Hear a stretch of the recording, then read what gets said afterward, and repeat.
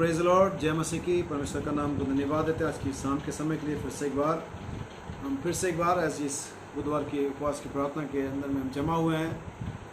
परमेश्वर को धन्यवाद देते हैं आज की इस शाम के लिए, आज के दिन के लिए, इस मीटिंग के लिए। इससे पहले हम कुछ भी करें, अपने सरों को हम झुकाएंगे और हम प्रभु यीशु मसीह के नाम में प्रार्थना करेंगे कि आज शाम को प्रभु हमसे बातचीत करें, हमें हमारी जगहों पर जहाँ कहीं भी हम हैं आशीषित करे, छुटकारा दे, चंगाई दे, पवित्र आत्मा से भरे, हमसे बातचीत करें। आइए अपने सरों को झुकाएं और प्रार्थना करें और कहें, प्रभु आज हमारे जीवन को बदल दे, आज हमसे बातें कर और पिता अपनी तमाम आशीषें और चंगाई की सामर्थ और छुटकारे की सामर्थ मेरे जीवन में भर। स्वर्गीय पिता, आपका धन्यवाद देते हैं आज की इस शाम के समय के लिए। खुदावन फिर से एक बार आपके चरणों में आते, अपने उद्धारकर्ता प्रभु यीशु मसीह के नाम में अपने सरों को झुकाते हुए, विश्वास करते हुए कि स्वर्ग से आप हमारी सुन रहे हैं, क्योंकि आपने कहा जहाँ 2 या 3 मेरे नाम से जमा होंगे।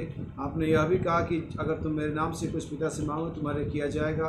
हाँ प्रभु, ना सिर्फ हम यहाँ पर आपके नाम में जमा हुए खुदावन, लेकिन हम प्रभु यीशु मसीह के नाम में यह मांगते हैं कि आज शाम को पिता तुम मुझे, मेरे पत्नी, मेरे बच्चों को, परिवार को, कलीसिया को, प्रत्येक को खुदावन जो इसे सुन रहे पिता और जो आगे कभी इसे सुनेंगे पिता, उन सभी को प्रभु यीशु मसीह के नाम में पिता मैं आशीष मांगता हूँ, छुटकारा मांगता हूँ, सभी के लिए चंगाई मांगता हूँ और मांगता हूँ खुदावन कि आज का पवित्र वचन पिता आज के दिन के हिसाब से उनके लिए तोड़ा जाए पिता, बांटा जाए और खुदावन वो उनके जीवनों में एक परिवर्तन को लेकर के आए, सामर्थ को भरे पिता, और वे पहले से जैसे आज अभी तक थे पिता, पहले जैसे ना रहे खुदावन, लेकिन वे बदल जाए पिता, क्योंकि आपके पवित्र वचन में, पवित्र आत्मा के अभिषेक में बदलने की सामर्थ्य है। ऐसा हम विश्वास करते पिता और हमने इसे होते हुए देखा है पिता। मैं प्रार्थना करता हूँ हर एक भाई और बहन को आशीष करें, मेरे होठों को छुए, मेरी सारी तैयारियों को, मेरी सारी समझ को, मेरी सारे प्रभु जी विचार को तेरे वेदी पर अर्पित करता हूँ। और मैं चाहता हूँ खुदा की तेरे पवित्र आत्मा ही पिता हमें आगे बढ़ाए पिता और हमारे शब्दों को नियंत्रित करे और हमें एक सही क्रम में लेकर के आगे बढ़े पिता, ताकि आज इस शाम को हमारे पास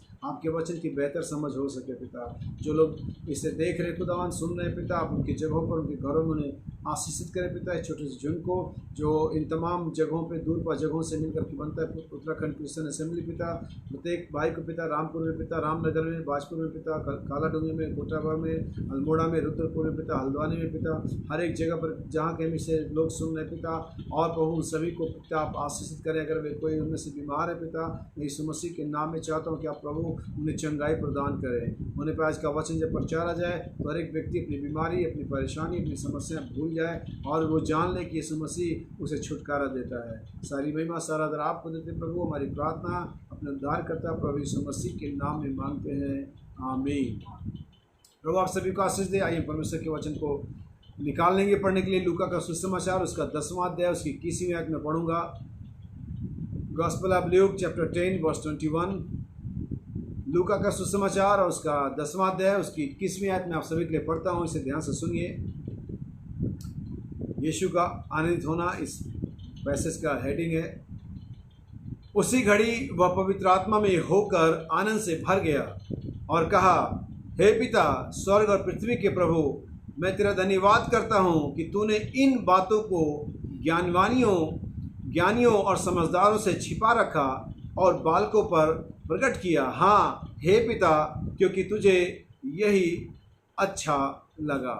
प्रभु के आशीष के वचन पर हो, उसके सुने जाने पर हो। प्रभु आप सभी को आशीष दे। और बहुत समय के बाद मैं फिर से एक बार लाइव हूँ और पिछले काफ़ी समय से हम लोग एक दूसरे की जगहों पे जा रहे थे और मीटिंग कर रहे थे, लेकिन आज हम नहीं कहीं जा पाए और इसकी वजह कई सारी थी, चर्च का काम और मौसम। लेकिन प्रभु का धन्यवाद हो, जैसे भी हम एक साथ जुड़े हुए हैं और आज फिर से शाम को हम धन्यवाद देते परमेश्वर का कि हम फिर से परमेश्वर के वचन के साथ शेयर कर रहे हैं। और वास्तव में मैं इसके लिए प्रभु का धन्यवाद देता हूँ कि फिर से एक बार हमारे पास समय है, अवसर है। और आज इस संदेश के बारे में, जिसके बारे में आज बातचीत करना चाह रहा हूँ, पिछले जो संडे का जो हमारा संदेश था, जो रविवार का मैसेज था, उसी संदेश को हम आगे बढ़ाएंगे, लेकिन इसको अलग व्यू से देखेंगे, अलग एंगल से देखेंगे कि पवित्र आत्मा में चलना या पवित्र आत्मा में जीना क्या होता है। और उसी चीज़ को आज हम दूसरे तरीके से देखेंगे। संडे का जो संदेश था वो पवित्र आत्मा के अंदर में चलना, वो एक थोड़ा एक्साइटिंग मैसेज था और वो एक इस तरह से था कि हर एक व्यक्ति उसमें एंजॉय कर सके। लेकिन आज का संदेश में भी आप एंजॉय करेंगे, लेकिन हम इसमें सीखेंगे भी कि वास्तव में जब बाइबल हमें इस बात के लिए कहती है कि हम पवित्र आत्मा के अंदर चलें, अगर हम आत्मा के द्वारा जीवित हैं तो आत्मा के द्वारा चले भी। क्योंकि आइए हम इससे पहले मैं आगे बढ़ूँ, इस कोट को मैं आपके सभी के दिमाग में डाल देना चाहता हूँ, जहाँ से मैं अपने बुनियाद को प्राप्त किया। गलतियंस चैप्टर 5 वर्स 25, गलतियों की पत्री उसका 5वां अध्याय उसकी 25वीं आयत है ये। ताकि अपने संदेश को मैं आगे लेकर के जा सकूं। और आज हम सीखेंगे वचन को, पवित्र आत्मा के अंदर में चलना क्या होता है, पवित्र आत्मा के द्वारा पवित्र आत्मा के अंदर में जीना क्या होता है। क्योंकि मैं पवित्र आत्मा के एक अनॉइंटिंग के बारे में बात नहीं कर रहा हूँ आज शाम को। मैं इस बारे में बात नहीं करके आपके पवित्र आत्मा मिला, आपने पवित्र आत्मा में गाना गाया, आपने पवित्र आत्मा में प्रचार किया, आपने पवित्र आत्मा के अंदर में भविष्यवाणियाँ करी और फिर आप बैकस्लाइड हो गए और फिर आपने साधारण ज़िंदगी जीने लगे। मैं इसके बारे में आज शाम को बात नहीं कर रहा हूँ, लेकिन एक मैं परमानेंट अनॉइंटिंग की बात कर रहा हूँ, पवित्र आत्मा के द्वारा भरे जाने के अंदर में बात कर रहा हूँ, पवित्र आत्मा उतरते हुए और ठहरते हुए देखे जाने के संदर्भ में बात कर रहा हूँ। क्योंकि वास्तव में पुराने नियम में तमाम नबियों के बारे में जान चुके हैं, उनके पास पवित्र आत्मा था, उनके साथ पवित्र आत्मा था, लेकिन पवित्र आत्मा उनके जीवन में परमानेंट नहीं था, उनके अंदर में निवास स्थान नहीं बनाया था। बाइबल की एक ही आयत काफ़ी इसको बताने के लिए। परमेश्वर यहोशू से कहता है, जिस प्रकार मैं अपने दास मूसा के साथ रहा वैसे मैं तेरे साथ रहूँगा। याद रखिए, वो गाइड जो मूसा को मिला था, वो गाइड जो यहोशू को मिला था, वो गाइड जो दाऊद को मिला था या किसी भी नबी को मिला था पुराने नियम में, यीशु मसीह के आने से पहले जो गाइड उन्हें मिला था, जो लीड कर रहा था, जो उनको कनान में ले आ रहा था, जो उनको लाल सागर से पार कर रहा था, जो उनको आग की भट्टी में से निकाल रहा था, जो उनको शेरों की मार में से निकाल रहा था, वो गाइड उनके साथ था, उनके आगे आगे था। लेकिन उस यीशु ने कहा वो तुम्हारे साथ होगा पर हम तुम्हारे अंदर होगा। ये अपॉर्चुनिटी, ये सौभाग्य सिर्फ हमें और आपको मिला है, और यीशु मसीह के मरने के द्वारा, यीशु मसीह के जी उठने के द्वारा। यहाँ पर जो चीज़ है मैं फ़र्क बता दूँ आपको। परमेश्वर की जो आज्ञाएं हैं, जो परमेश्वर की जो आज्ञाएं हैं, कमांडमेंट्स हैं, और जो परमेश्वर की जो प्रॉमिसेस है, वो अलग अलग चीज़ें होती हैं। और बहुत सारी जो ऑर्थोडॉक्स लोग हैं, जो रूढ़िवादी है, जो कल्ट को मानते हैं, जैसे 7 डेज एडवेंटिस्ट की हम अगर बात करें, या हिब्रू कल्ट की बात करें, या ऑर्थोडॉक्स ज्यूज की बात करें, तो ये लोग कमांडमेंट्स के ऊपर में ज़्यादा फोकस करते हैं। और बात सही है, अगर परमेश्वर ने आज्ञाएं दी है तो मानने के लिए दी हैं। लेकिन आज कमांडमेंट्स में और प्रॉमिस में आपको मैं फ़र्क बताता हूँ। याद रखिए, पवित्र आत्मा का बपतिस्मा या पवित्र आत्मा का जो गिफ्ट है वो कमांडमेंट्स नहीं है, ये प्रॉमिस है। कमांडमेंट्स वो है जो आप खुदा के लिए करते हैं, परमेश्वर के लिए करते हैं, लेकिन प्रॉमिस वो है जो खुदा आपके लिए करता है। So that's why speaking about Holi ghost, हम पवित्र आत्मा के बारे में इसलिए बोल रहे हैं क्योंकि पवित्र आत्मा परमेश्वर की एक प्रतिज्ञा है। ये वो है जो परमेश्वर हमारे लिए कर रहा है। इसके लिए ज़रूरी है आप इन बात को समझें, जानें, अपने दिमाग की छतरी को खोलें। और हमने कल इसीलिए हमारे पास एक कल छोटा सा एक ग्रुप था और हमने उसमें सवाल जवाब का वो सत्र था और हमने उसे देखा। उसमें 5 सवाल थे, पहला ही दिन था और पहले दिन में 5 सवाल थे। और वास्तव में 5 जो नंबर है वह अनुग्रह का नंबर है। और मैं चाहता हूँ कि आपके पास भी सवाल हो। सवाल ना होना 2 चीज़ों को दर्शाता है। या तो आप बहुत ही उदास है, होपलेस है, निरुत्साहित हैं, आपके अंदर में कोई जिज्ञासा नहीं है, कोई चार्म्स नहीं है, कोई एक्साइटमेंट नहीं, इसलिए आपके पास सवाल नहीं। लेकिन अगर आप ढूंढते, अगर आप बाइबल पढ़ते, अगर आप जानना चाहते तो आपके पास सवाल होते। अब आप कहेंगे सवाल क्या है, हम तो सब जानते हैं। वास्तव में हम कुछ भी नहीं जानते। अगर मैं आपसे कहूं कि पवित्र आत्मा का बपतिस्मा क्या है, पवित्र आत्मा का व्यक्ति क्या है, अगर मैं आपसे कहूं लेपालकपन के कितने स्टेज हैं, अगर मैं आपसे कहूं कि नया नाम क्या है, अगर मैं कहूं बहुत सारे ऐसे भेद के बारे में, 7 थंडर के बारे में, 7 सील के बारे में, 70 वीक ऑफ डेनियल के बारे में, यीशु मसीह के लौटने के बारे में, नए नाम के बारे में, तो आपको कुछ नहीं पता है। और शायद आप जानना नहीं चाहते क्योंकि हम बहुत ज़्यादा निरुत्साहित हैं, हमारे पास बहुत ज़्यादा आडंबर है, बहुत ज़्यादा काम है, इसलिए हमारे पास समय नहीं है, ज़रूरत नहीं समझते हम बाइबल में जाएं और देखें इन बातों को। ये एक बात याद रखिएगा मेरे भाई बहन, बहुत से लोग इसे कह के हटा देंगे, हमें इससे मतलब नहीं है, यीशु मसीह ने कहा अच्छा जीवन। तो अगर ऐसा ही था तो बाइबल के अंदर में इन भेदों की बात नहीं होती, बस सिंपल लाइफ आपको लिखा होता। जैसे और धर्मों में आचार संहिता लिखा हुआ है, वैसे बाइबल में भी आचार संहिता होता। सुबह जल्दी उठिए, दुआ करिए और ईमानदार रहिए, झूठ मत बोलिए, व्यभिचार मत करिए और जाइए। लेकिन बाइबल में सिर्फ यही नहीं है, बाइबल में भेदों की बात की गई है। पौलुस कहता है हम सिद्ध लोगों में ज्ञान सुनाते हैं। पत्र यीशु मसीह के चेलों ने उससे कहा हमें बता ये बातें कब होंगी, तेरे आने का और जगत के अंत का क्या चिन्ह होगा। याद रखिए परमेश्वर का वचन मिस्ट्रीज के बारे में बात कर रहा है। अगर आप व्यवस्था विवरण की किताब पढ़ेंगे, लिखा जो बातें प्रकट हुई वो हमारी जायदाद है, लेकिन गुप्त बातें यहोवा के वश में है। लेकिन मेरे ख्याल से आप लोगों को नबी के आने के बाद, हम जो लोग इसे सुन रहे हैं, नबी के आने के बाद हमें पता होना चाहिए कि नबी ने मिस्ट्रीज को प्रकट किया है। चाहे वो लेपालकपन का हो, चाहे नए देश का हो, चाहे नए नाम का हो, चाहे पवित्र आत्मा की बपतिस्मे का हो, चाहे वो 7 गर्जनाओं का हो, चाहे वो 7 मोहरों का हो, उसे नबी ने प्रकट किया। और नहीं तो याद रखें, हमारे पास कोई दूसरा नबी नहीं आने वाला है, कोई और नबी नहीं आने वाला है। और अगर ये प्रकट हो गई तो हमारी जायदाद है। और अगर आप इसे नहीं समझते, इसे नहीं चाहते, इसे के बारे में नहीं ढूंढते, आप परमेश्वर के राज की संतान ही नहीं है। क्योंकि हर एक संतान अपने पिता की जायदाद पर कब्जा करता है, वसीयत पर कब्जा करता है, उसके अगर पता चलता है ये मेरा है।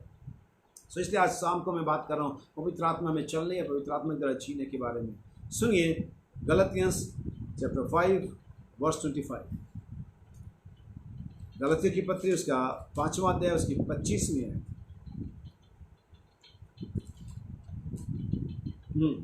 If we live in the spirit, if way live in the spirit, अगर हम आत्मा में जीते हैं, let us also walk in the spirit. अगर हम आत्मा में जीते हैं तो होने पाए कि हम आत्मा में चले भी। अब यहाँ पर हमारे पास जो समझने की चीज़ है वो है कि आत्मा में चलना क्या होता है। मैं आपको कुछ हवाले देता हूँ, कुछ एग्जाम्पल देता हूँ।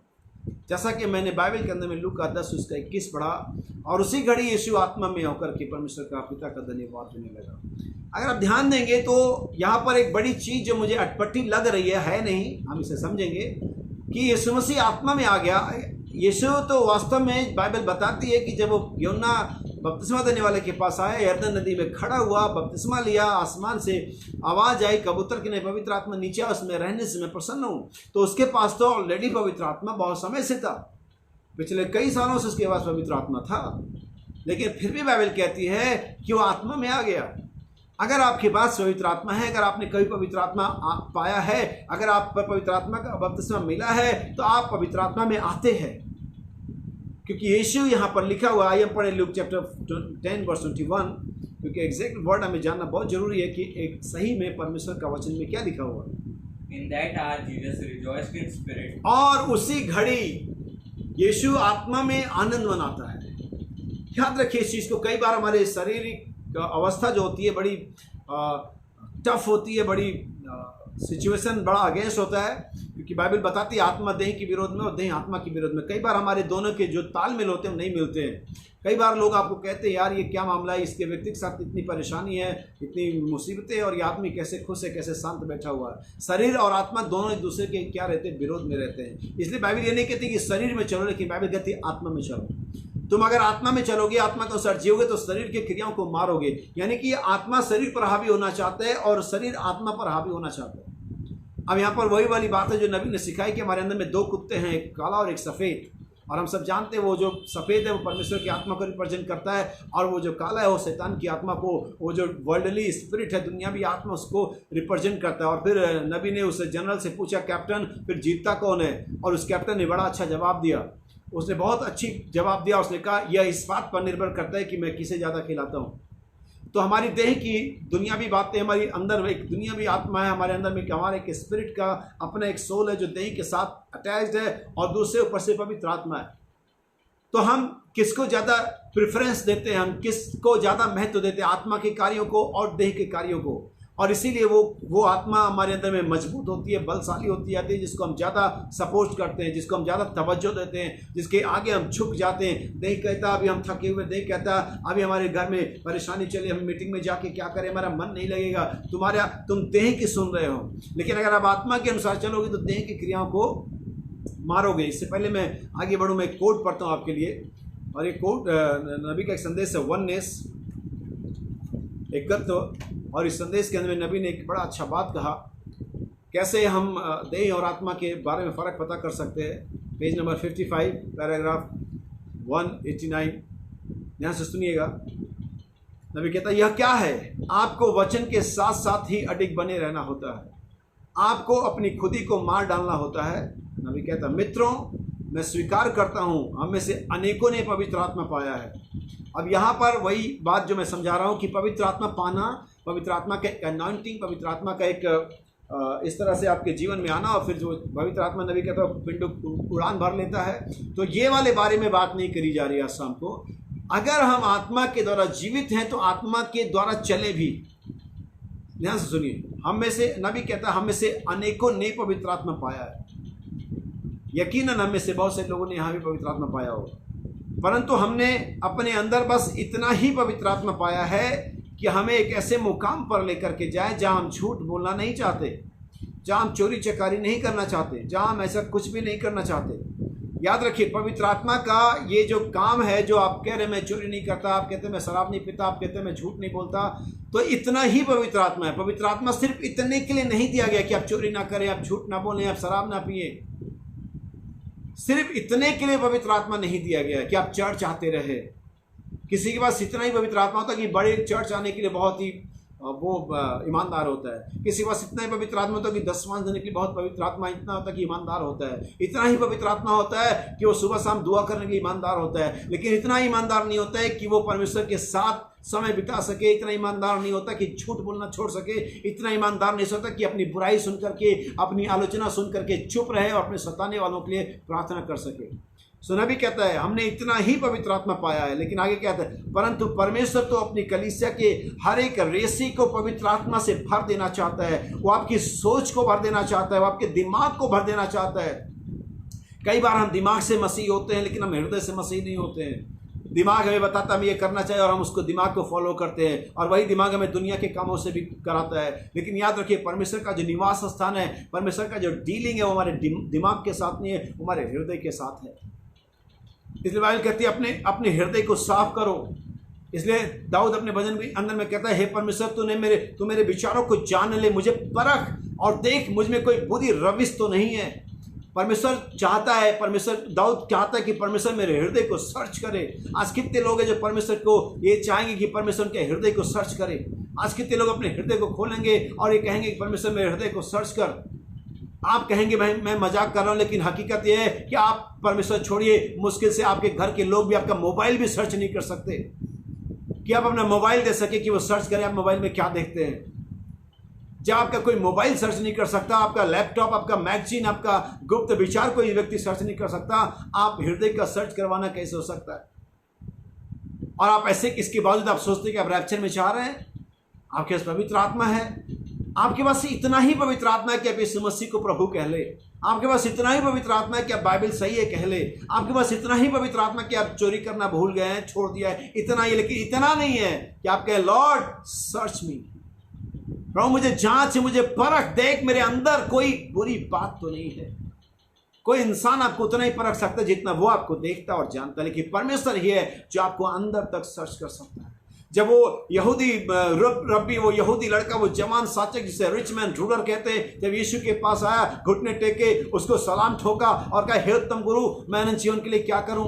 यीशु ने देखा, और जहां तक लोग उसे देखते थे वहां तक यीशु ने देखा और पाया भला पुरुष है, एक अच्छा व्यक्ति है, और कहा जा आज्ञाओं को मान। लेकिन जब यीशु मसीह ने अंदर तक सर्च करना भी किया, तो उसके प्राण तक सर्च मारा, तब पाया उस व्यक्ति के अंदर में एक दुष्ट आत्मा है। यकीनन यीशु के अलावा उस व्यक्ति को कोई भी बुरा नहीं कह सकता था। यकीनन यीशु के अलावा उस व्यक्ति को कोई ये नहीं कह सकता तू ना सुनने वाला है। सिर्फ एक यीशु ऐसा था जो कह सकता तुझमें एक घटी है। कई बार आप मेरा जीवन, आपका जीवन, बहुत तेरे चर्च में, हमारे और बहुत सारे चर्चेज में बहुत ऐसे पास्टर, डीकन, एल्डर और व्यक्ति होंगे जिनको कोई बुरा नहीं कह सकता, जिनके बारे में कोई ऐसा नहीं ये व्यक्ति कैसा हो सकता है, लेकिन सिर्फ यीशु, सिर्फ वचन ही बता सकता है। वचन की बारीक बात आपको सर्च कर सकती है और बता सकती है सर आप यहां पर गलत हैं। जरूरत है, पवित्र आत्मा रेसे को भर देना चाहता है। आगे बढ़ते, हालेलुया। वो आपकी सोच को भर देना चाहता है, आपके दिमाग को भर देना चाहता है, आपके अंदर प्रत्येक कतरे को भर देना चाहता है। आप बस स्वयं अपने को, अपने सोच को अपने लिए पूरी तरह से संपूर्ण रीति से मरा हुआ बना डालें। आप खुद अपने को परमेश्वर को इतना अधिक समर्पित कर डालें कि उसका वचन ठीक आप में से होकर के जी रहा हो, और आप कुछ और नहीं वरन परमेश्वर के वचन को ही जानते हो। और जो पवित्र आत्मा के चलाए चलते हैं वो वचन के अलावा कुछ नहीं जानते हैं। जब कलीसिया ने, पहली कलीसिया काल को परमेश्वर की आत्मा ने, जब पहली कलीसिया को पवित्र आत्मा ने चलाना आरंभ किया, पवित्र आत्मा इतना प्रचुर मात्रा में उस पहले कलीसिया युग में था, उस समय में था कि वे लोग आत्मा के लीडरशिप में चलते थे। पवित्र आत्मा खुल करके कहता था कि मेरे लिए पौलुस को, बरनबास को या सिलास को अलग करो।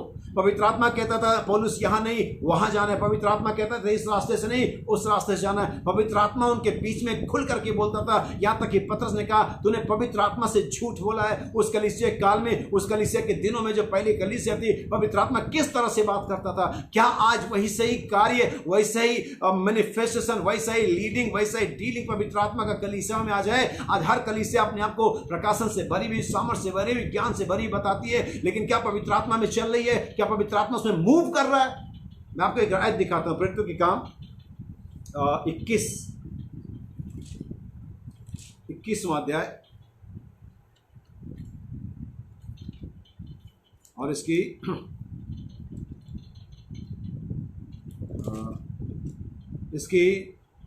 चौथी आयत। And finally disciples we tarried there 7 days, और चले 7 दिन तक उसके साथ रहे, who said to Paul through the Spirit, और उन्होंने, वो यहां पर पौलुस नहीं है, ध्यान देखिए कि मैं आपको सिर्फ एक आयत दिखाया मैंने, भाई आप पूरी बैठो काम पढ़िए, आपको हिसाब पता चल जाएगा। और बाइबल कहती है वो चेलों के साथ 7 दिन रुका, और चेलों ने, उन्होंने, किन्होंने? उन कॉमन लोगों ने, चर्च के छोटे लोगों ने, जिनका नाम तक यहाँ बाइबल में सगर मेंशन नहीं है। हम पतरस को जानते हैं, हम जॉन को जानते हैं, पॉल को जानते हैं, हम सिलास को जानते हैं, हम बरनबास को जानते हैं, यहाँ पर हम नाम नहीं पाते वो चेले कौन थे। उन्होंने, चेलों ने, यहां तक कि ना सिर्फ पवित्र आत्मा पास्टर पौलुस को या प्रॉफिट अपोस्टल पौलुस को लीड कर रहा था, बल्कि पवित्र आत्मा उन साधारण लोगों को भी लीड कर रहा था।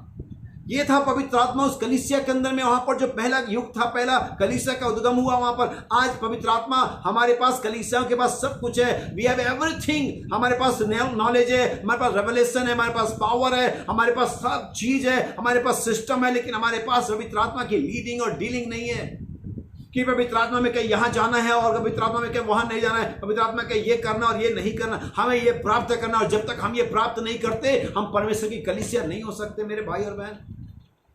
सो फिर से पढ़ते हैं। and finding disciples we tarried there 7 days, who said to Paul through the Spirit, और उन्होंने, यानी चेलों ने पवित्र आत्मा के द्वारा ये कहा that he should not go up to Jerusalem. कौन बता रहा है पौलुस को? आप कहेंगे भाई पौलुस को सिखाए। यस, पौलुस चेलों के सिखाए नहीं चल रहा था। अगर पौलुस चेलों के सिखाए चलता और हमारी तरह का पादरी होता, अरे तुम लोग मुझे बताओगे मुझे कहां जाना है, तुम सिखाओगे मुझे। वे जानते थे कि यहां पर पवित्र आत्मा वर्क कर रहा है। आज कलीसिया में इस बात की कमी है, चाहे वो पादरी के साथ कलीसिया का मामला हो या कलीसिया के साथ पादरी का मामला हो, यहां पर इस बात की कमी है, हम पवित्र आत्मा की लीडिंग को कभी अप्लाई नहीं करते। हमें पवित्र आत्मा की लीडिंग में चलना पड़ेगा। और मैं बताना चाहता हूं आज कलीसियाओं के लिए इस तरह की लीडिंग एक अचंबा, एक सपना है, लेकिन ऐसी तरीके यहां बाइबल में लिखा हुआ है, ऐसा उन दिनों में होता था। पौलुस ने नहीं कहा तुम मुझे बताओगे, क्योंकि पौलुस जानता था। पौलुस ने इसीलिए रोमियो 8:14 में लिखा, परमेश्वर के पुत्र वे ही हैं जो आत्मा के चलाए चलते। तब पौलुस एक परमेश्वर का पुत्र था और वो जानता था ये चेले नहीं मुझे बता रहे, इन्होंने पवित्र आत्मा के द्वारा पाया है, और पौलुस ने उनकी बात मानी। सो नबी यहाँ पर क्या कहता है, ध्यान सुनिए, मेरे पास बहुत सारी बातें कहने के लिए, अगर मैं इस संदेश को प्रचार करूं मुझे 4 से 5 घंटा लग सकता है, लेकिन हम जल्दी करेंगे ताकि हम मुख्य मुख्य बातों को समझ सके। और नबी यहाँ पर कहता है, यीशु ने कहा था मेरा वचन जीवन है। उसने उन शिक्षकों को रखा जो बाइबल पर विश्वास करते हैं, उनके संग उन भविष्यवक्ताओं को रखा जो सच्चाई का बयान करते हैं, उसी सच्चाई का बयान करते हैं जो ठीक उसी भविष्यवाणी को दिखाती है जो उन्होंने सदा जमाने में आगे बढ़ते रहने के साथ की। उसने क्या किया? और उसने वचन की पुष्टि किया, और वचन परमेश्वर का राज तो परमेश्वर के वचन के सामर्थ का कायम होना है। अगर हमारे जीवनों में परमेश्वर का जो वचन है उसका वचन कायम हो रहा है तो ये परमेश्वर का राज्य है जो हमारे जीवनों में एक संदेश है, सिद्ध विश्वास।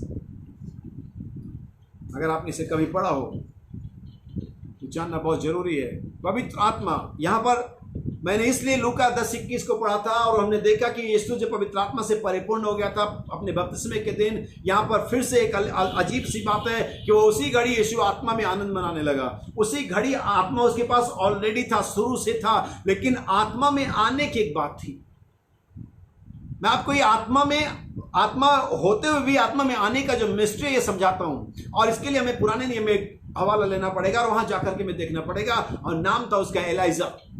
जो एलिया नबी था, बाइबल बताती है कि जब परमेश्वर उसके सामने आया, उसने कहा अपने आप को आहाब के सामने लेकर के जा। लेकिन यही एलिया था कि जब आत्मा से छोड़ के चले जाता था, ये छुप जाता था, ये डर जाता था। लेकिन जब आत्मा आता था, ये इजबेल और आहाब के सामने जाने से डरता नहीं था। ये क्या था? आत्मा का होना और आत्मा में आना। अगर हम सैमसन की बात करें तो वहां पर सैमसन के पास हर समय आत्मा नहीं होता था। वो आत्मा में जब आता था तब वो बहुत बलशाली हो जाता था। यानी कि जो पावर था सैमसन के लिए, वो सैमसन की भुजाओं में नहीं था, वो सैमसन के मांसपेशियों में नहीं था, मसल्स में नहीं था। वो power of the Holi ghost जब सैमसन पर पवित्र आत्मा आता था, बाइबल कहती है वो पहाड़ पवित्र नहीं था, लेकिन जब पवित्र पहाड़ पर परमेश्वर जो पवित्र आता था तब वो पहाड़ पवित्र हो जाता था। यानी कि दो शब्दों में पवित्र आत्मा में आना, जबकि पवित्र आत्मा वहां पर होता था। यीशु के पास पवित्र आत्मा था, लेकिन पवित्र आत्मा में आनंद किया। और क्या कहता है यीशु? कहता है, हे पिता, मैं तेरा धन्यवाद देता हूं कि तूने इन बातों को जगत के ज्ञानवानियों से, जगत के समझदारों से छिपा लिया और बालकों पर प्रकट किया। यहां पर ग्रुप है, मैं ग्रुप के बारे में बात नहीं कर रहा हूं, लेकिन जो लोग कहते हैं हम ग्रुप हैं, यस वी आर ग्रुप, हम ग्रुप हैं, लेकिन वो ग्रुप जो बाइबल ने इंडिकेट किया हुआ है। मुझे ग्रुप होने में कोई बुराई नहीं लगती, क्योंकि मेरी बाइबल ने मुझे सिखाया गया है, पुराने नियम से लेकर के नए नियम तक मुझे बताया गया कि हम ग्रुप हैं, हम अलग हैं, we are separated from the world. या हम इसे ऐसे कह सकते हैं कि हम हर एक उस चीज से अलग है जो वचन के विरोध में है, चाहे वो मैसेज की कलीसियाएं और पास्टर ही क्यों ना हो। पहला बाइबल हमें बताती है, और बिलाम नबी ने भविष्यवाणी करी थी, वह एक ऐसी जाति है जो अकेली बसी रहेगी और अन्य जातियों से, यानी उन हर एक ग्रुप से, हर एक उस संस्था से, हर एक उस चर्च से जो बाइबल के कंट्रेरी है, अगेंस्ट है, अलग बसी रहेगी। ये नया नियम है, पुराना नियम है। मैं आपको नए नियम में दिखा दूं, आप फिर भी नहीं मानो, आप नहीं मानो, आप मान भी नहीं सकते। यीशु ने कहा, हे छोटे झुंड, that's a little group, separate group. आप बाइबल को पढ़ो, अपना ज्ञान मत चलाओ। वो छोटा झुंड है, वो एक लिटिल सेपरेट ग्रुप है जो अलग है, जिसको परमेश्वर ने राज्य दिया है, द किंगडम दिया है। अभी मैं मैसेज में से दिखाऊंगा, अभी बाइबल की बात है। ये तो पुराने नियम की बात हो गई, तो नए नियम की बात हो गई। आइए मैं कलीसियाओं की बात कर दूं। ये पौलुस कहता है, वे हम में के नहीं थे, इसलिए हम में से, कहता बहुत से ये उन झूठे भाइयों के कारण हुआ जो हमें आ मिले। That's a group. ग्रुपिज्म कलीसियाओं में था जो पुरानी थी। बस फर्क यह था कि एक ग्रुप सही था, बाकी गलत थे। एक निश्चित झुंड होगा, एक निश्चित ग्रुप होना ही है, और मैं चाहता हूं कि मैं उस सही, उस निश्चित, उस ट्रू ग्रुप का, झुंड का एक सदस्य हो, जो कि मसीह की देह। ध्यान से सुनिए,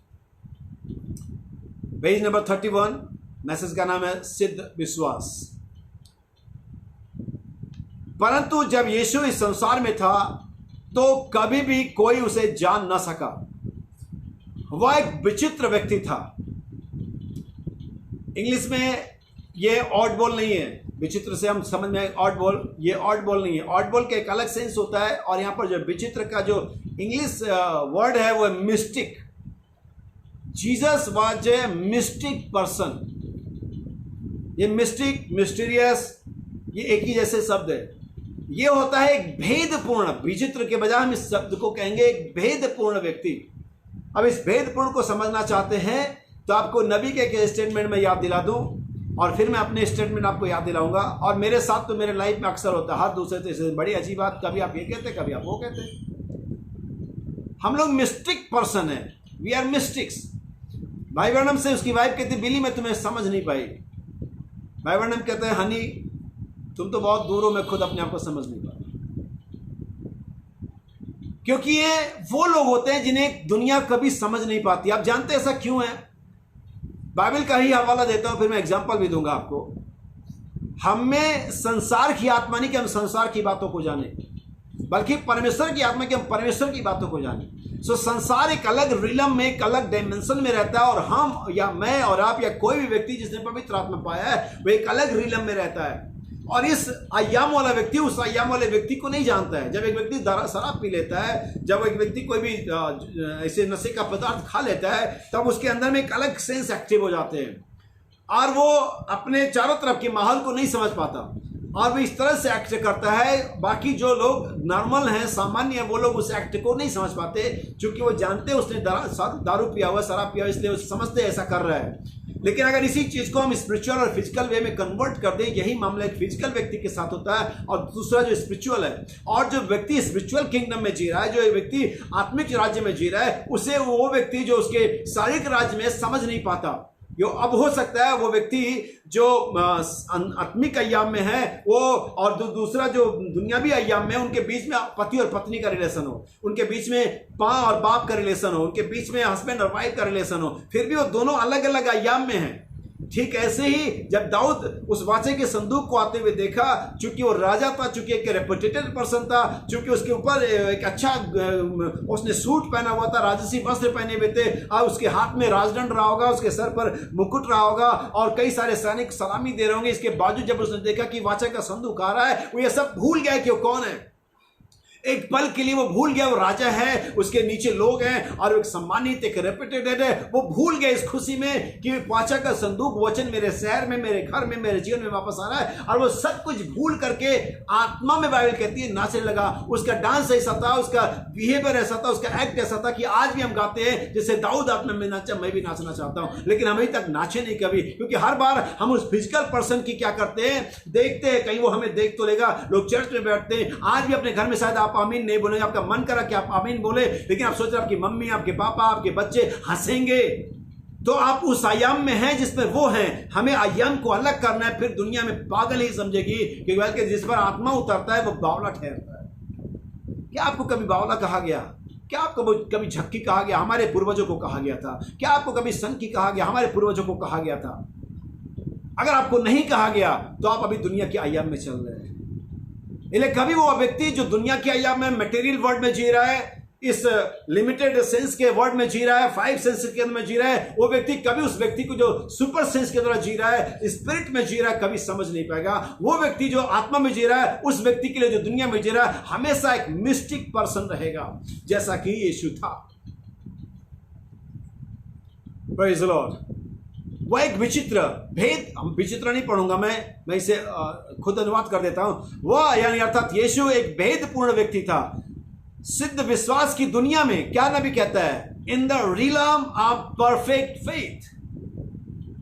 एक दुनिया है जहां पर हर एक चीज देखने और सुनने और जांचने की तरह एक्ट किया जाता है, फैसले लिए जाते हैं, लेकिन एक दुनिया है जहां पर हर एक चीज का फैसला बाय फेथ लिया जाता है। हालेलुया। सिद्ध विश्वास की दुनिया में, मैं चाहता हूं मैं इसे इंग्लिश में पढ़ूं। हालेलुया। हम इसे इंग्लिश में पढ़ते हैं, ध्यान से सुनिए। But Jesus lived in a world that no one knowed about.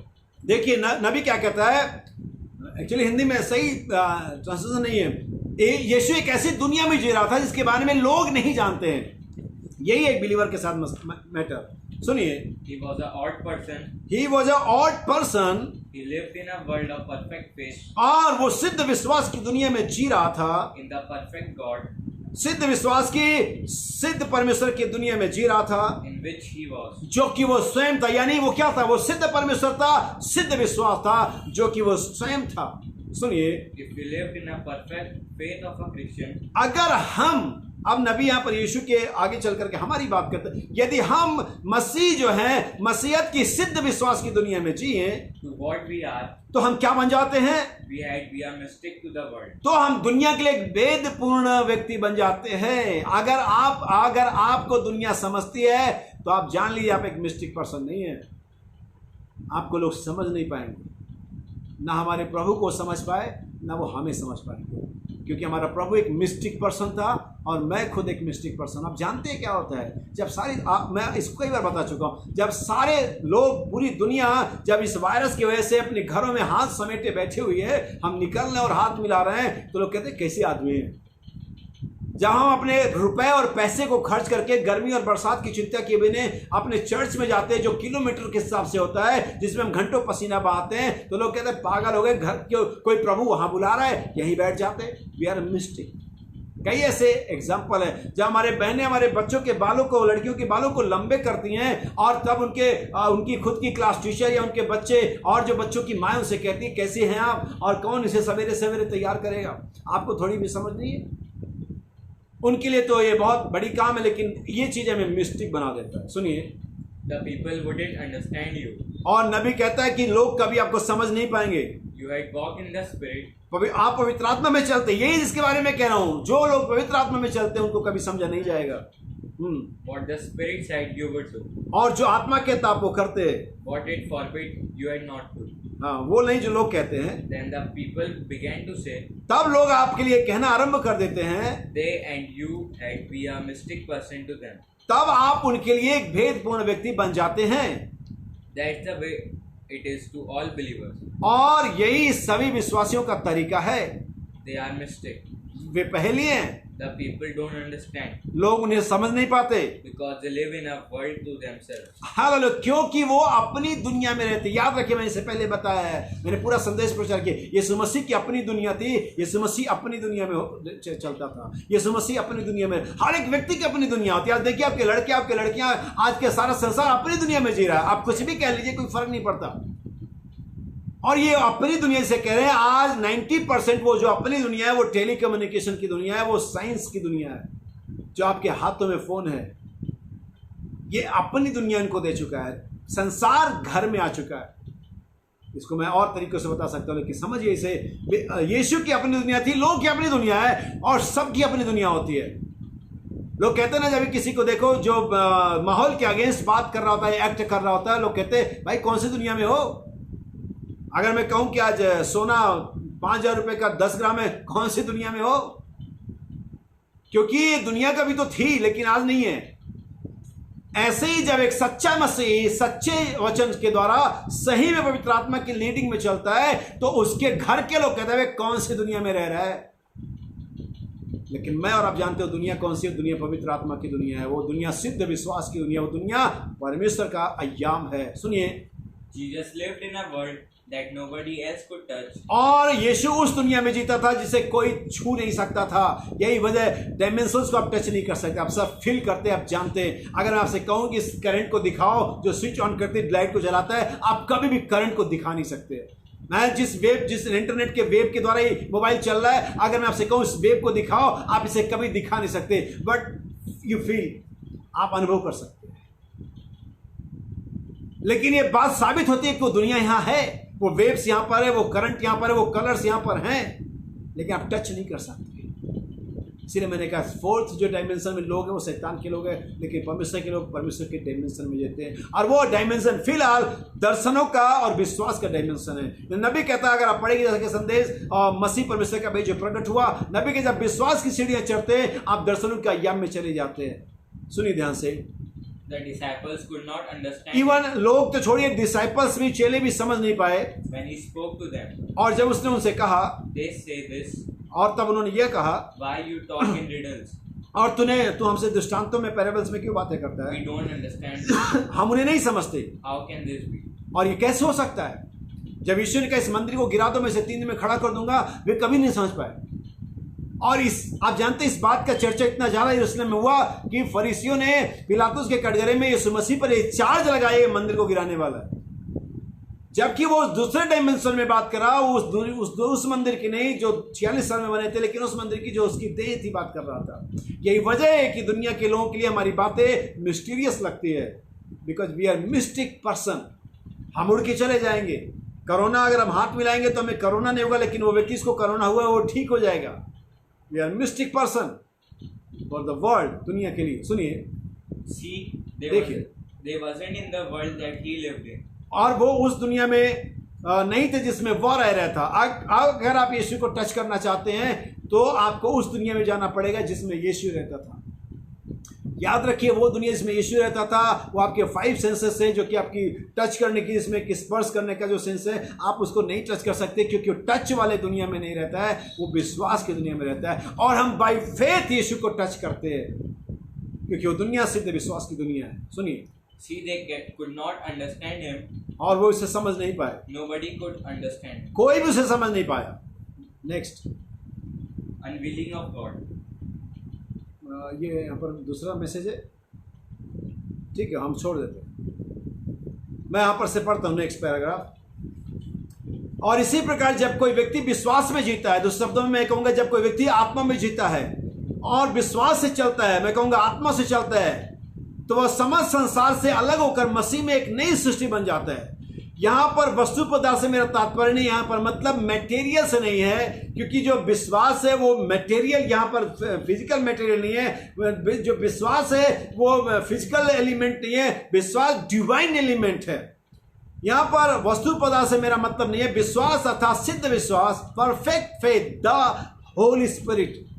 आप दुल्हन रूपी पदार्थ में शामिल हो रहे हैं, आप सर पर उठाए जाने वाली स्थिति को प्राप्त कर रहे हैं। मैं यह प्रत्येक के लिए कह रहा हूं। यहां पर मेरा तात्पर्य केवल पास्टर से ही नहीं है। अब जब ये बात आती है आत्मा में जीना, आत्मा में चलना, तो ऐसा लगता है सिर्फ कलीसिया के बड़े लोगों का काम। इसीलिए मैंने प्रेरितों का काम एक अध्याय उसका दूसरा आयत पढ़ा, वहां पर कलीसिया ने, साधारण लोगों ने पौलुस को बताया, आत्मा के सिखाए बताया कि पौलुस को कैसे जाना है। नबी कहता आत्मा में जीना और सिद्ध विश्वास की दुनिया में जीना, पवित्र आत्मा की चलाए चलना। ये सिर्फ नबी कहता मेरा मतलब सिर्फ पास्टर से ही नहीं है, वरन मेरा मतलब समस्त डीकन, ट्रस्टी या प्रत्येक उस व्यक्ति से जो इस दुनिया में अकेला ही प्रभु यीशु मसीह में चलता है। हम अकेले ही प्रभु यीशु मसीह में चलते हैं बाय फेथ। आप उसके राज के वारिस हैं या आप उसके राज के लिए बैप्टाइज्ड हैं। वहां पर कोई और नहीं, वरन केवल आप और परमेश्वर हैं। यहाँ है एक व्यक्ति जो पवित्र आत्मा के चलाए चलता है। अब कुछ बातें जिनको मैं आपके सामने रखूंगा मेरे भाई और बहन, क्योंकि बहुत जरूरी कि हमें जाने। पहली जो चीज है वो यह है कि अगर परमेश्वर ने हमें आत्मा में चलने की आज्ञा दे रहा है, चाहता कि हम आत्मा में चलें, तो जरूरी है कि वो हमें आत्मा भी दे कि हम उसमें चल सकें। अगर परमेश्वर इजरायलियों को चाहता है व्यवस्था का पालन करें, तो जरूरी है कि परमेश्वर ने व्यवस्था दे। अगर परमेश्वर चाहता है कि हम वचन में चलें, तो जरूरी है कि परमेश्वर ने वचन दे। तो सो परमेश्वर चाहता है कि हम आत्मा में चलें, क्योंकि पौलुस कहता है यदि हम आत्मा के द्वारा जीवित है तो आत्मा के द्वारा चले भी। कई बार ऐसा होता है कि हम आत्मा के द्वारा जीवित होते लेकिन चलते देह के द्वारा है। मेरे भाई और बहन, यहीं पर जो हमें समझने की चीज है, जो हमें समझनी पड़ेगी। रोमस चैप्टर 8 रोमियो उसका 8वां अध्याय पहली आयत पढ़ते हैं। सुनिए, ध्यान से सुनिएगा। There is therefore now no condemnation to them which are in Christ Jesus. और यहाँ पर किसके लिए बात कर रहा है? उनके लिए जो यीशु मसीह में है। Therefore no condemnation, यहाँ पर कोई दोष नहीं है, कोई प्रत्यारोपण नहीं है, कोई इलिगेशन नहीं है, कुछ भी नहीं है उन पर जो मसीह यीशु में है। ध्यान से सुनिएगा। आप कहेंगे मैं मसीह यीशु में, मैं कहना चाहता हूं अब संदेश के बाद अब 10 मिनट में आप जानने जाने कि आप मसीह यीशु में और इंटर मैसेज चर्च में, आप मसीह यीशु में और मैथोडिस्ट और बैप्टिस्ट में, आप यीशु मसीह में या आप अपने समझ में चल रहे हैं। देयरफॉर नो कंडमनेशन, वहां पर कोई दोषारोपण नहीं है। Walk not after the flesh. क्योंकि फिर से पढ़ते हैं, रिपीट करते verse 1। There is therefore now no condemnation. इसलिए वहां पर कोई दोषारोपण नहीं है To them which are in Christ Jesus. वह जो मसीह यीशु में है। अब मसीह यीशु में होने का मतलब वचन में होना मात्र नहीं है। वचन में होने से मतलब नहीं है यहाँ पर मसीह यीशु में होना, चर्च में होना नहीं है, चाहे वो इंटर मैसेज का क्यों ना हो। यहाँ पर यीशु मसीह नहीं है, यहाँ पर मसीह यीशु है। याद रखिए, फरीसियों और सदुकियों पर यीशु मसीह ने दोष लगाया, बावजूद इसके कि वो व्यवस्था को पालन कर रहे थे, बावजूद इसके कि वो व्यवस्था में चल रहे थे, बावजूद इसके कि उनके पास व्यवस्था की किताबें थी, फिर भी दोषारोपण क्यों था? क्योंकि वो समय के संदेश में नहीं थे, जो कि ठीक परमेश्वर उनके ऊपर प्रकट कर रहा था। इसलिए जो लोग बाइबल में है, संदेश में है, मैथोडिस्ट, बैप्टिस्ट, कैथोलिक में हो सकता है 25 साल पहले ऐसे मैसेज में आ गए हो, और आज जो समय का संदेश है जिसका नाम पवित्र आत्मा का, पवित्र आत्मा का व्यक्ति लेपालकपन की आत्मा, 7 गर्जनाएं, 7 मोहरें उसमें नहीं है, उस पर दोष लगेगा कि आखिर वो उसमें क्यों नहीं है, जबकि परमेश्वर उसका वचन कह रहा है उसे होना चाहिए। आखिर वे फरीसी और शास्त्री यीशु मसीह के पीछे क्यों नहीं चले, जबकि मूसा ने कहा था कि परमेश्वर तुम्हारे बीच में एक भविष्यवक्ता उठा के खड़ा करेगा। आज लोग कहते हैं हम 7 गर्जनाओं मोहरों के बारे में नहीं सोचते, नहीं जानते, फर्क नहीं पड़ता। आखिर वे क्यों नहीं है, जबकि परमेश्वर ने कहा था वे अंत के दिनों में होंगी। कहेंगे मैसेज में तुम पर दोष है, मैं आज तुम पर दोष लगाता हूं। इसलिए उन पर दोष नहीं है जो मसीह यीशु में है, जो यीशु मसीह में है। याद रखिए, मैंने बताया था संडे को, परमेश्वर के पुत्रों ने देखा, मनुष्य की पुत्रियां सुंदर है, जैसे चाव से रख ली। आप बाइबल को पढ़ लेना, उन 8 के अलावा सब मारे गए, परमेश्वर के पुत्र भी। गलत मिलाप, false union always bring judgment. गलत मिलाप हमेशा न्याय लेकर के आता है, याद रखिए इस चीज को। इसलिए जो मसीह यीशु पर दंड के आगे ने, फिर से रिपीट करते हैं, There is therefore now no condemnation to them which are in Christ Jesus, who walk not after the flesh. क्योंकि वे देह के अनुसार नहीं चल रहे हैं। अब आप समझे कि आप मसीह यीशु में है और नहीं है। क्योंकि जो मसीह यीशु में देह के अनुसार नहीं चल रहे हैं, वे कैसे चल रहे हैं? But after the Spirit. लेकिन पवित्र आत्मा के अनुसार चल रहे हैं। कैसे जानते हैं पवित्र आत्मा के अनुसार चल रहे हैं? मैंने कहा अगर परमेश्वर डिमांड करता है कि आप आत्मा में चले तो उसको पवित्र आत्मा देना पड़ेगा, और यीशु ने पवित्र आत्मा को रिलीज किया है। बाइबल के अंदर में कई सारी आत्मा है, पवित्र आत्मा के कई सारे कैरेक्टर मैं दिखाता हूँ। सत्य का आत्मा, विश्वास का आत्मा, सामर्थ का आत्मा, महिमा का आत्मा, लेपालकपन का आत्मा। क्या आज कलीसिया इन आत्माओं में चल रही है, या सिर्फ कलीसिया की आत्मा में चल रही है? याद रखिए, अगर आप कलीसिया की आत्मा में चल रहे हैं, आप चर्च जा रहे होंगे, आप बाइबल पढ़ रहे होंगे, आप सारे रिचुअल कर रहे होंगे जो बाइबल में कहती है, फिर भी आप चर्च की आत्मा में होंगे। मैं आपके लिए कुछ आयतें पढ़ता हूं। रोमन्स चैप्टर 8, सेम चैप्टर में जाएंगे और इसके 12वीं आयत से पढ़ेंगे। Therefore, brethren, we are debtors not to the flesh. और इसलिए कि हम शरीर के कर्जदार नहीं है। आप आदमी गुलामी किसकी करता है? किसकी बात में दबता है? किसकी बात में दबता है? वो जिसकी खाता है, वो जिसका कर्जदार होता है वो। अगर आप शरीर के अनुसार चल रहे हैं, शरीर की बातों को बहुत तवज्जो दे रहे हैं, आप शरीर के कर्जदार हैं। लेकिन याद रखिए, मेरे यीशु मसीह ने मेरे शरीर का जो कर्जा था, जो पाप का जो बेस था, जो पेनल्टी थी, यीशु मसीह ने चुका दिया। अब मैं इसका कर्जदार नहीं हूं, ना ही वो कोई व्यक्ति जिसने नया जन्म पाया है। इजाबेल के 450 नबी क्यों वो बात कह रहे थे जो कि गलत थी? क्योंकि बाइबल कहती है इजाबेल की मेज से खाती थी, और जब मुंह खाता है तो आंख शर्माती है। वो इजाबेल की मेज से खाते थे। कैसे इजाबेल के अगेंस्ट भविष्यवाणी कर सकते थे? आज अगर आप अपने शरीर के से खाते हैं, अगर अपने परिवार से खाते, अपने पति अपने पत्नी का खाते, यहां तक कि बहुत सारी बार पति पत्नी का खाता है, कहता मैं वाइफ से पूछ के बताऊंगा, बहुत सारे पत्नी, और हो सकता है कि ऐसे आप समझे मैं क्या बोल रहा हूं, लेकिन आप समझते हैं कि मैं क्या बोल रहा हूं।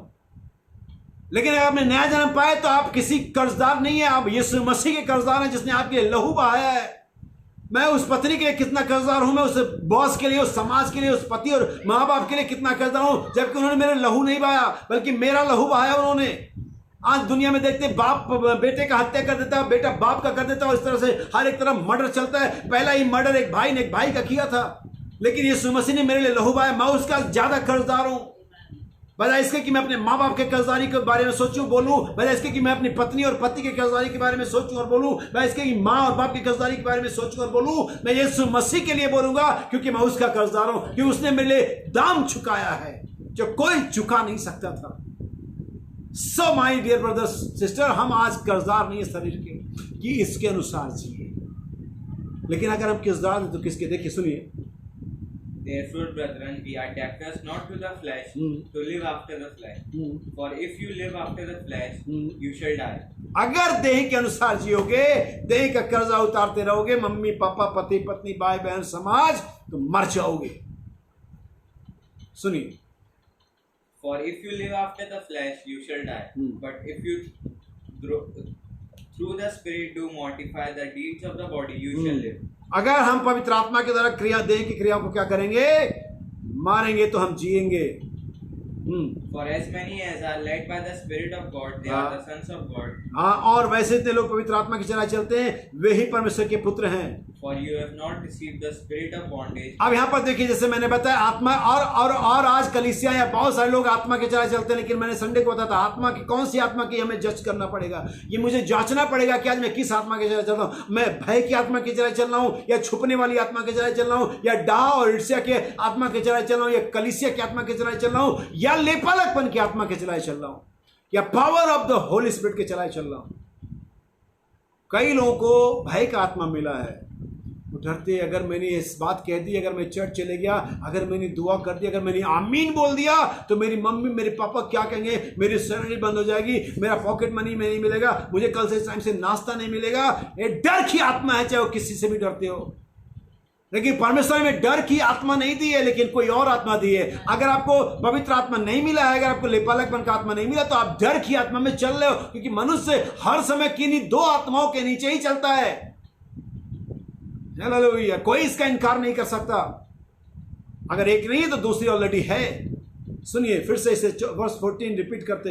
For as many as are led by the Spirit of God, they are the sons of God. For you have not received the spirit of bondage again to fear, but you have received the spirit of adoption. लेकिन हमें क्या मिला है? लेपालकपन का आत्मा। अगर मुझे लेपालकपन का आत्मा मिला है तो मैं लेपालकपन में चलूंगा। मैं अपने आप को उस ट्यूटर के हवाले, उस शिक्षक के हवाले कर दूंगा जिसको पिता ने मेरे लिए ठहराया है। That's a spirit of adoption. अब क्या कलीसिया, क्या हमारे भाई और बहन, हर एक व्यक्ति जिसे देख और सुन रहा है, क्या वो लेपालकपन की आत्मा में चलता है? अब देखिए लेपालकपन की आत्मा में चलने का प्रमाण क्या है? मैं कैसे जानूं, आप कैसे जाने कि मैं लेपालकपन की आत्मा में चल रहा हूं? अगर मैं लेपालकपन की आत्मा में चल, तो मेरे पिता ने जिस स्कूल में मुझे रखा है, मेरे पिता ने जिस ट्यूटर के हवाले मुझे किया है, मुझे बिना संदेह के, बिना तर्क के उसको फॉलो करना है, उस ट्यूटर को जिसको पिता ने मुझे सिखाने के लिए रखा है। अगर आप अपने ट्यूटर को, चाहे वो आपका पवित्र आत्मा हो, चाहे आपका पास्टर हो, चाहे आपका माँ और बाप हो, अगर आप डिनाई करते हैं, आपके पास बॉन्डेज स्पिरिट है, भय का आत्मा है। आप बोलते रहना कुछ भी, क्योंकि मुझे चर्च में या कहीं भी कोई भी कुछ भी बोले उससे कोई फर्क नहीं पड़ता। मैं जानता हूं परमेश्वर का वचन ही एकमात्र सच्चा और आमीन के योग्य है। इसके आगे कोई भी नहीं है, कुछ भी नहीं है। सो स्पिरिट ऑफ एडॉप्शन के पहचाने का तरीका है कि परमेश्वर ने पवित्र आत्मा आपको दिया है, पवित्र आत्मा ने जो संदेश और वचन दिया है, आप उसके लीडरशिप में चलेंगे। परमेश्वर ने हमें बहुत सारे आत्माओं को दिया है। भय का आत्मा नहीं दिया, लेपालकपन का आत्मा दिया, धर्म का आत्मा दिया, महिमा का आत्मा दिया। मैं दिखाता हूं आपको महिमा का आत्मा। Second 1 Peter chapter 4 verse 14। मैंने पहला आत्मा दिखा, लेपालकपन का आत्मा, जो आपको मिला रोमियो 8 उसकी 15वीं आयत में। लेकिन आइए हम एक और आत्मा देखिए, स्पिरिट ऑफ ग्लोरी, महिमा का आत्मा। 1 Peter chapter 4 verse 14। If you be reproached for the name of Christ, happy are you. तो अगर हम मसीह के लिए सताए जाते हैं तो खुश होना। For the spirit of glory. तो महिमा का आत्मा, स्पिरिट ऑफ ग्लोरी, क्या हम महिमा के आत्मा में चलते हैं? आप कहेंगे भाई हाँ मैं चलता। नहीं सर, अगर आप आलोचना सहने के तैयार नहीं है, अगर आपकी आलोचना नहीं हुई, तो अभी तक आप महिमा की आत्मा में चले ही नहीं। क्योंकि महिमा का आत्मा तब नहीं मिलता जब चर्च ज्वाइन करते, महिमा का आत्मा तब नहीं मिलता है जब बपतिस्मा लेते, महिमा का आत्मा तब नहीं मिलता जब बाइबल पढ़ते, लेकिन महिमा का आत्मा तब मिलता है जब वचन के कारण आपकी नाम धराई होती है। Yes sir. क्या आप महिमा की आत्मा में चले? क्या आप लेपालकपन की आत्मा में चले? नहीं, बहुत सारी आत्माएं इसके अंदर में चलना है।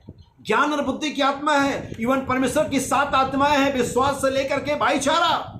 क्या आप इन 7 आत्माओं में चले?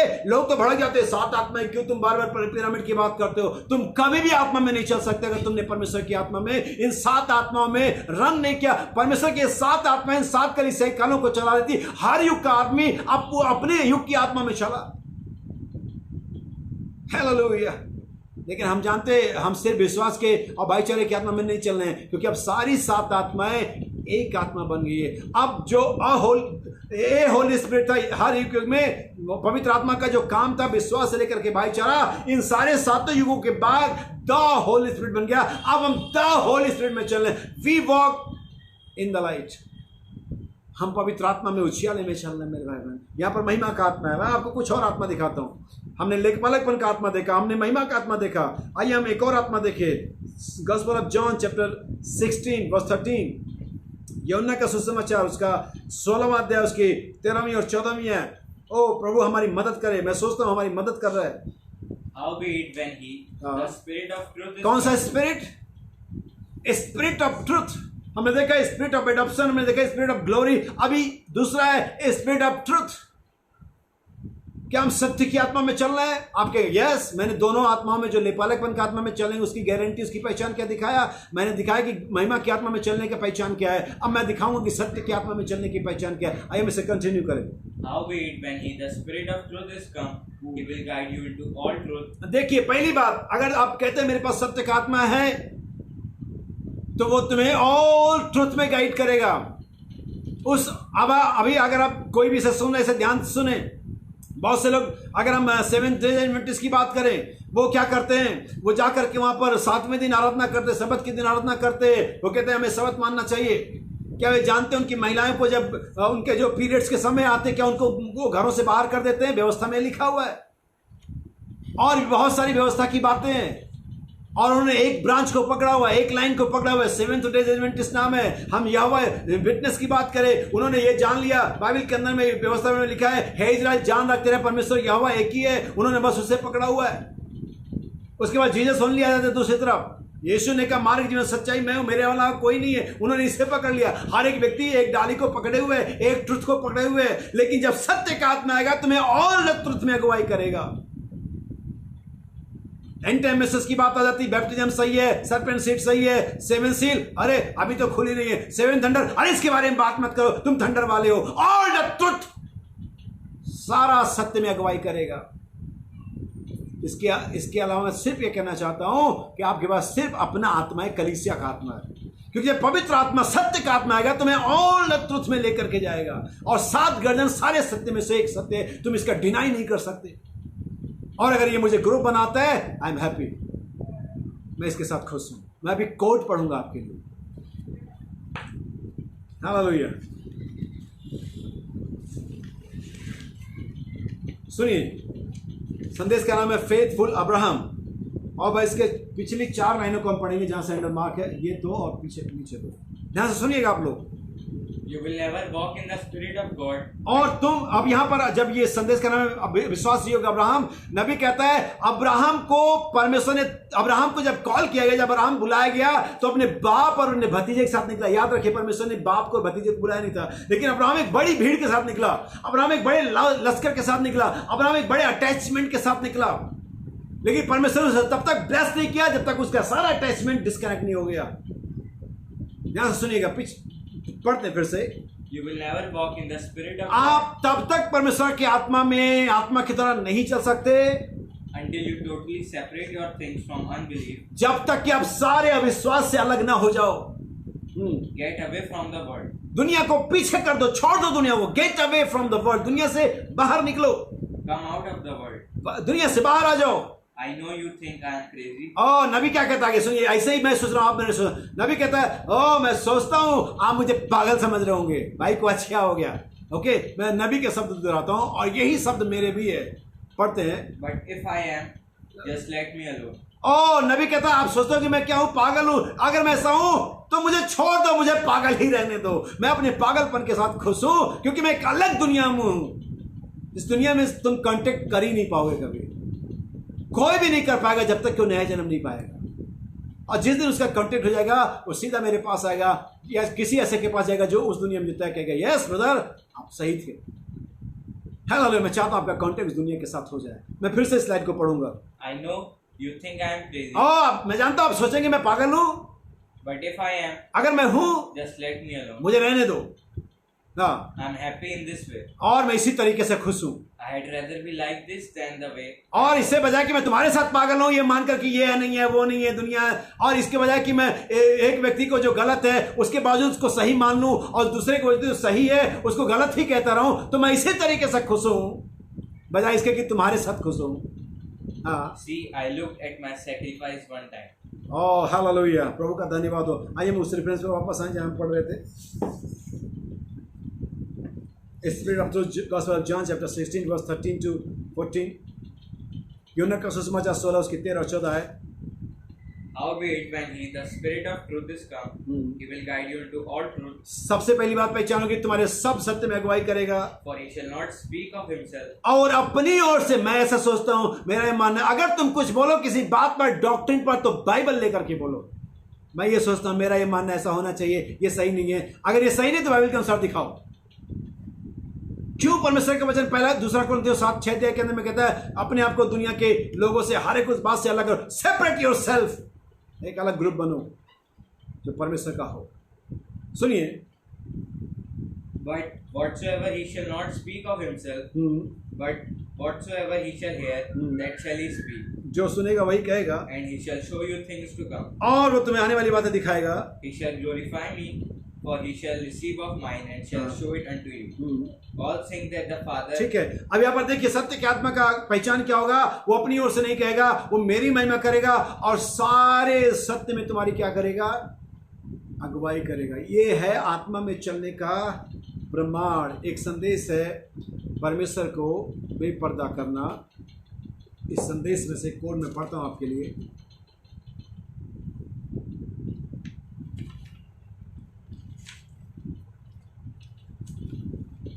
शायद मैंने इसे लिखा नहीं है, लेकिन मैं इसे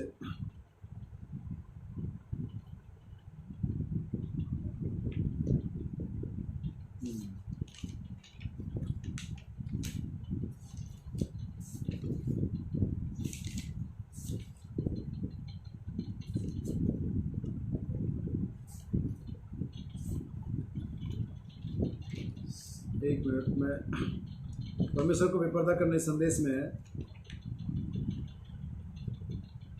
ठीक है, मैं पढ़ता हूँ। पैराग्राफ 378 है ये। नबी यहाँ पर, ये आखिरी पेजेस हैं। नबी कहता है यहाँ पर, मैं चाहता हूँ हम इसे इंग्लिश में सही से पढ़ें। ध्यान से सुनिएगा, मैं बस 5 मिनट में समाप्त कर दूंगा। I could stay here the rest of the day in that. मैं उसके अंदर शेष दिन भर खड़ा रह सकता हूँ। Paul said, पौलुस ने कहा, if I sing, I will sing in the spirit. अगर मैं गाऊंगा तो आत्मा में गाऊंगा। If I preach, I preach in the अगर मैं प्रचार करूंगा तो आत्मा में प्रचार करूंगा। If I walk, I will walk in the spirit. अगर मैं बोलूंगा या चलूंगा तो आत्मा में बोलूंगा। If I talk, I will talk in the spirit. अगर बोलूंगा तो आत्मा में बोलूंगा। Let everything be done by the word and the spirit. हर होने पाए कि हर एक काम वचन और आत्मा में करें। प्रभु आप लोगों को आशीष दे। याद रखिए इस चीज को मैं समाप्त नहीं कर रहा हूं। हालेलुया। पौलुस कहता है हर एक काम जो मैं करूंगा आत्मा में करूंगा। और जब हर एक काम आत्मा में करते हैं तो आप दुनिया के लिए एक मिस्टिक पर्सन बन जाते हैं। लेकिन क्या अभी तक मैं अपने परिवार में एक रहस्यमय व्यक्ति हूं? क्या अभी तक मैं अपने कलीसिया में एक रहस्यमय व्यक्ति हूं? क्या अभी तक लोगों ने मुझे समझ लिया है? नहीं। मैं एक आयत पढ़ता हूं आपके लिए। यशायाह नबी की किताब है, ये 2 अध्याय है और उसकी दूसरी आयत है। ये बुक ऑफ इज़ाया चैप्टर 11 वर्स 2। यशायाह नबी की किताब 11वां अध्याय उसकी दूसरी आयत। And the spirit of the Lord shall rest upon him. और पवित्र आत्मा उस पर आएगा। The spirit of wisdom. यहाँ पर अगर आप ध्यान से पढ़ेंगे मेरे भाई बहन, मैं समाप्त करूंगा। ध्यान से अगर अपने बाइबल में पढ़ेंगे तो यहाँ पर 7 आत्मा के 7 मैनिफेस्टेशन है। पहली बात तो प्रभु का आत्मा एक the spirit of the Lord. और आज बहुत से लोग माँ की आत्मा में या बाप की आत्मा में या चर्च की आत्मा में या समाज की आत्मा में या किसी भी आत्मा में चलेंगे। The spirit of the Lord number 1, The spirit of wisdom. Number 2 ज्ञान का आत्मा, Spirit of understanding. समझ की आत्मा नंबर 3, Spirit of counsel. और सलाह देने की मशवरे की आत्मा 4, Spirit of might. और सामर्थ की आत्मा 5, Spirit of knowledge. और ज्ञान की आत्मा जो नॉलेज है वो जो समझ है उसकी आत्मा 6, And of the fear of the Lord. और प्रभु का भय ये भी एक स्पिरिट है। प्रभु का भय मानना बुद्धि का आरंभ है। और हम देखते हैं कि परमेश्वर की 7 आत्माएं 7 कलीसिया कालों में किस लिए गई? ताकि उस हर एक युग के लोगों को उस आत्मा में चलाएं। जब पहला युग आता है हम देखते हैं कि विश्वास एक आत्मा है और उस युग के लोग विश्वास की आत्मा में चले। फिर उसके बाद हम देखते हैं सद्गुण आता है, वे लोग सद्गुण की आत्मा में चले, समझ की आत्मा में चले, भाईचारे की आत्मा में चले। जो युग जो आत्मा उन्हें उस युग की आत्मा में चलना था, और जिस युग की आत्मा में चलते हो वही आपको उस युग का दुनिया। लेकिन इस युग में सारी 7 आत्माएं वो Holi spirit the Holi spirit बन करके सारे 7 कैरेक्टर जब एक साथ चलते हैं, जब विश्वास लेकर के भाईचारे में चलते हैं, तब आप आत्मा में चलते हैं और तब आप परमेश्वर के बेटे और बेटियां बनते हैं। वरना आप बकवादी और संदेह करने वाले और तर्क करने वाले चर्च मेंबर बन के चलते हैं। लेकिन मैं चाहता हूं कि मैं और आप चर्च मेंबर के तौर पर नहीं, परमेश्वर के बेटे और बेटियों के तौर पर चलें। हालेलुया। आत्मा ने एलिया को चलाया, आत्मा ने योना को चलाया, आपकी आत्मा ने योना को चलाया। यस, बाइबल कहती है धर्मी जन के पांव परमेश्वर की मर्जी के बिना नहीं चलते हैं। योना को आत्मा ने चलाया, एलिया को आत्मा ने चलाया, यीशु को किसने चलाया? बाइबल कहती है पहला ही याद उसके जीवन का लिखा हुआ है। और वो आत्मा के चलाए, आत्मा के सिखाए कहां गया? जंगल में गया। यीशु को कौन चला रहा था? आत्मा। एलिया को कौन चला था? आत्मा। समौन फरीसी, समौन जो याजक था उसको किसने चलाया? आत्मा ने। पौलुस को किसने चलाया? आत्मा ने। हनन्याह को पौलुस के पास किसने भेजा? आत्मा ने। मकदुनिया होकर के पौलुस ना जाए, ऐसा करके सीना बताया कि चला आत्मा ने हमारे नबी को आत्मा ने चलाया। जब जा करके उस नीग्रो औरत के घर में गया जिसका लड़का एड्स से बीमारी से मर रहा था, वो कौन चला था उसे? आत्मा। उस जर्मनी के तंग गलियों में इसका रास्ता नबी को नहीं मालूम था, कौन सा आत्मा चला रहा था? ये सब आत्मा के चलाए चले। क्या जरूरी नहीं कि हम आत्मा के चलाए चले? सिर्फ पास्टर नहीं, सिर्फ ओहदेदार लोग नहीं, चर्च का हर एक सदस्य आत्मा के चलाए चलना चाहिए, क्योंकि परमेश्वर के पुत्र वे ही है। सारा का सारा चर्च, हर एक व्यक्ति परमेश्वर का पुत्र है। हमें इसे समझना पड़ेगा। हमें आत्मा के लीडिंग को रिस्पेक्ट करना पड़ेगा। हमें आत्मा की अगुवाई में चलना पड़ेगा। कौन सी आत्मा? आइए हम फिर से पढ़ें यशायाह नबी किताब। आइए हम इस 7 आत्माओं को बताएं। 7 आत्माएं जो कलीसिया का हम पहले से जानते थे, लेकिन ये 7 आत्माएं आपने आज सुना, इसे ध्यान से सुनिए। पहला तो spirit of the Lord, And the spirit of the Lord shall rest upon him. और पवित्र आत्मा उन पर आएगा। The spirit of wisdom. और दूसरी है वो ज्ञान का आत्मा। ये जो विजडम है नॉलेज से अलग है, याद रखिए इस चीज को। विजडम आप गेन नहीं करते, नॉलेज आप गेन करते हैं। न्यूज़पेपर पढ़ते हैं, सोशल मीडिया पे जाते हैं, इंटरनेट खंगालते हैं, किताबें पढ़ते हैं, नॉलेज बढ़ती है। लेकिन नॉलेज से रेवलेशन का कोई कनेक्शन ही नहीं है। लेकिन ज्ञान आप ग्रो नहीं होता, ज्ञान गेन नहीं करते, ज्ञान बढ़ता नहीं है। ये तो इनबिल्ट के साथ आता है परमेश्वर का। परमेश्वर इसके आपके अंदर में डाल करके भेजता है। परमेश्वर का ज्ञान उनके मनों में जगत की उत्पत्ति से पहले प्रकट है। लेकिन नॉलेज हम बढ़ाते हैं by the reading, by the listening. पढ़ने और सुनने का हम ज्ञान बढ़ाते हैं, नॉलेज बढ़ाते हैं। तो पहले तो spirit of the Lord, second spirit of the wisdom, The spirit of understanding. समझ की आत्मा। यही है जहां पर लोग समझ नहीं पाते। समझ की आत्मा बहुत महत्वपूर्ण है। कुछ दिन पहले, शायद 2-3 दिन पहले, मैं एक ग्रुप में ऐड था और उस ग्रुप में हमारे बुजुर्ग भाई सनी जॉन ने एक वीडियो डाल दी, जो वीडियो थोड़ी सी हंसी मजाक की थी। और उसमें बहुत सारे कमेंट आने लगे, किसने है ये ग्रुप का मर्यादा ऐसा है, किसने डाल दिया। मुझे पता था, चूंकि मेरे पास भाई का कॉन्टेक्ट नंबर फीड था मेरे कॉन्टेक्ट में, तो मैं जानता था कि भाई सनी जॉन ने डाला है। मैंने वहाँ पर एक डाला, मैंने कहा सबको जय मसीह की। दरअसल ये जो भाई ये 70 साल के हैं और पास्टर हैं, और भाई मिस्टेक इनसे पड़ गई होगी। अब उधर से रिप्लाई आ रहा, 70 साल के अनुभव भी है, ये तो मर्यादा। वो समझ नहीं थी कि 70 साल का व्यक्ति थोड़ा कम सुनता होगा, थोड़ा कम देखता होगा। बाई मिस्टेक हाथ कपकपाते होंगे तो टच हो जाता है, और ये सारा का सारा टच स्क्रीन का मामला है। उसकी उस बदतमीजों की इतनी समझ नहीं थी कि समझ सके मैं कहना क्या चाह रहा हूं। स्पिरिट ऑफ अंडरस्टैंडिंग, यही है जिसको आज कलीसिया ने खत्म कर दिया है। आज दुनिया में स्पिरिट ऑफ अंडरस्टैंडिंग नहीं है। भाई समझते नहीं मैं क्या कह रहा हूं। लेकिन परमेश्वर अपने लोगों को स्पिरिट ऑफ अंडरस्टैंडिंग देता है, जो एक दूसरे को समझते हैं और एक दूसरे से पढ़ करके परमेश्वर के वचन को समझते हैं। सुनिए, पहला spirit of the Lord, second wisdom, the spirit of the wisdom, third spirit of the understanding, the spirit of council, और जो चौथा है वो सलाह मशवरे की आत्मा है। परमेश्वर हमारे साथ सलाह मशवरा करता है, परमेश्वर हमारे साथ बातचीत करता है। जब यूसुफ मरियम को छोड़ देना चाहता था, परमेश्वर ने डिस्कस कि मत छोड़, पवित्र आत्मा की ओर से। जब वो 3 मजूसी जो वाइज मैन हेरोदस के पास पहुंच गए, गलती में पड़ गए, परमेश्वर ने फिर से उनके साथ काउंसलिंग करा, इधर से नहीं जाना, उधर से जाना, और हेरोदस के पास वापस नहीं जाना, वगैरह वगैरह। Spirit of counselling, the spirit of might, और सामर्थ्य की आत्मा, द स्पिरिट ऑफ नॉलेज, ज्ञान, ये समझ की आत्मा है। इसीलिए आज हम वचन में ज्ञान, जो हमारी जो नॉलेज है वो बढ़ती चली जा रही है। सुनिए, the spirit of the fair of the Lord, और परमेश्वर के भय मानने का आत्मा। यही है जहां पर बहुत सारे लोग चुके हैं। आज लोगों के अंदर परमेश्वर का भय नहीं है। अगर आप कहते मैं आत्मा में चल रहा हूं, तो आपके पास ये सारी 7 बातें होनी चाहिए जो यशायाह 2 में है, और जो पत्रस की पत्री में विश्वास से लेकर के भाईचारा। अगर आप इन्हें कनेक्शन में लेकर के आएंगे, ये सारी 7 आत्माएं ठीक उन 7 आत्माओं के साथ संपर्क में आ जाती है। क्योंकि परमेश्वर के पास 14 आत्मा नहीं है, नहीं, परमेश्वर के पास 7 आत्मा है। लेकिन परमेश्वर का एक ही धन्य पवित्र आत्मा है जिनके मैनिफेस्टेशन है हमारे पास। मेरे भाई और बहन, प्लीज देह में मत चलिए, मेटीरियल वर्ल्ड में मत चलिए, दुनिया में मत चलिए, आत्मा में चलिए। आत्मा में चलेंगे कैसे? जब वचन में चल रहे होंगे आप आत्मा में चलेंगे, क्योंकि वचन और आत्मा एक ही चीज़ है। प्रभु आप सभी को आशीष दे। जब आप प्रार्थना करें अपने घरों में, मीटिंग अभी हम स्विच ऑफ करेंगे, प्रार्थना में जाइए, अपने घुटने पर जाइए, सबसे पहले अपनी गलतियों के लिए माफ़ी मांगिए, पश्चाताप करिए, आत्मा से भरिए। गाइडेंस की आत्मा को एक्सेप्ट करिए, सच्चाई के मार्ग में चलिए। और विशेष करके भाई मैथ्यू के लिए प्रार्थना करिए जिनको 2 दिन से फीवर है, और विशेष करके आप बहन पैंजी के लिए प्रार्थना करिए जो यूरिक एसिड से और खून की कमी से पीड़ित है। मैं विश्वास करता हूँ कि परमेश्वर मेरी प्रार्थनाओं के द्वारा इन सभी को, और भी जो लोग बीमार हैं उनके लिए आप प्रार्थना करिए। चर्च के कंस्ट्रक्शन वर्क के लिए प्रार्थना करिए, आप मेरे लिए प्रार्थना करिए। सो प्रभु आप सभी को आशीष दे। God bless you.